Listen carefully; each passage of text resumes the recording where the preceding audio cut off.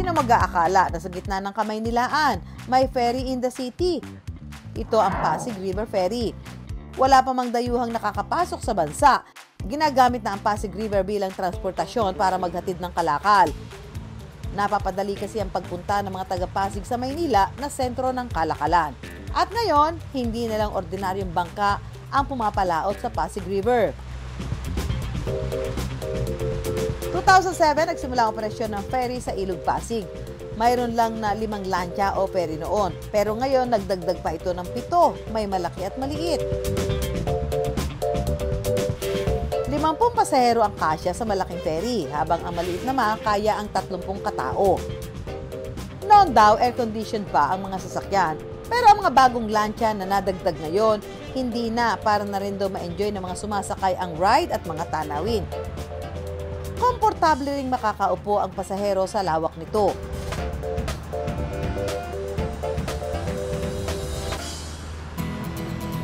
Bukod sa bagong ferry, nadagdagan din ang kanilang mga station. Maaari ka na bumiyahe mula Pinagbuhatan, Pasig, dadaan ng Guadalupe, Makati, Mandaluyong, hanggang Escolta, Manila. Sa kabuuan, kung babaybayin, nasa 1 oras at kalahati ang Ilog Pasig. At ngayon, ito ang ating magiging adventure. Sandali nga muna, nasaan si Empoy?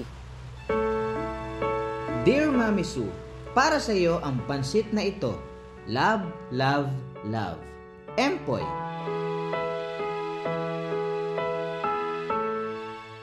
Yes, Mama Sue, I have something for you. Meron akong pansit na iniwan. Sana magustuhan mo kasi sobrang sarap nun. Okay? Alas 7 ng umaga hanggang alas 4 ng hapon ang schedule ng ferry. Tinatawid nito ang 12 istasyon. Nagbago man ang ibang istasyon at nadagdagan ng mga ferry, hindi naman daw nagbabago na libre pa rin itong nasasakyan ng mga pasahero. Ang time ng departure ay 1:30, parang feeling ko nasa ibang bansa tayo, ha? At punta tayo ng Santa Ana Station. Let's go! May aircon. 50 yung passengers dito sa ferry na sasakyan namin papunta ng Santa Ana. Sa biyahe, nakilala ko ang mga suking pasahero na sina Joy at Aina. Si Aina, 2 taon na raw na sumasakay ng ferry. Bakit kayo everyday sumasakay? Aside sa libre, yun nga, very comfortable dahil pagbaba ko ng Quinta, diretso na ako. Si Joy naman, sumasakay rin sa ferry kapag magsisimba. Lagi ko kayo sumasakay dito? Every Friday, pupunta ako ng Quiapo. Oh, okay. Tapos ngayon, Tuesday, kasi may pupuntahan ako. Bakit dito kayo sumasakay? Kasi libre. Nakatipid ako ng mga 45 minutes. Ah, talaga? Oo. Kasi dito lang ako sa Makati. Saksi rin sa kasaysayan ng Pasig Ferry si Tatay Christopher. 11 taon na siyang nagtatrabaho sa ferry station. Dating araw, di pa gaano karami ang mga gusali sa paligid. Ang MMDA ang namamahala sa Pasig River Ferry.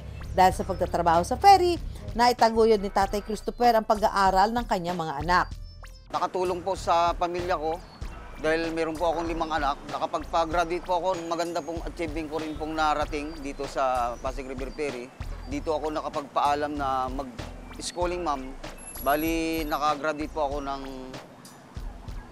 BS in Criminology po ditong nakaraang buwan. Bago tayo mag-change topic, magpapa-challenge muna ang mga ka-wonder natin. 1 minute, 1 tanong. Alright. Oh, ito na, Empoy, ha? Tingnan mo kung paano namin sasagutin yung mga challenge namin. Aba, Mami Sue, ha? May pa-challenge ka pa dyan, ha? Sige, sige. Ano yung mga tanong mo? Sasagutin ko yan dito. Sige. Can I call a friend?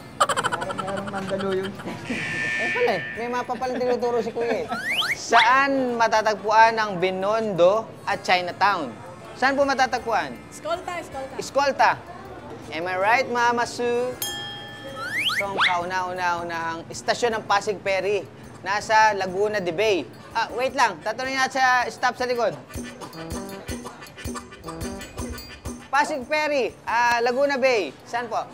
Pinagbuhatan. pinagbuhatan ng kamay. Sorry, hindi. Aba, Empoy, parang sila na ang sumasagot para sa iyo. Nahalata mo ba, Mami Sue? Mami Sue, aba, hindi po pwedeng ako lang yung ganito. Kailangan ikaw din. Aba, Empoy, ako pa ang hinamon mo, ha? Lalo tayo nahuli dyan. Hindi akong tulong, lalo akong naligtikan. Saang istasyon bumababa ang mga pasahero papuntang Jones Bridge at Binondo? Skolta! Oh.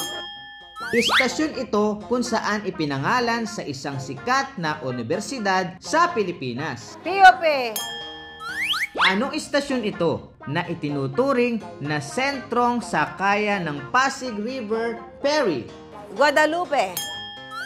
Ito ang unang istasyon sa Pasig at malapit sa Laguna de Bay. Pinagbuhatan?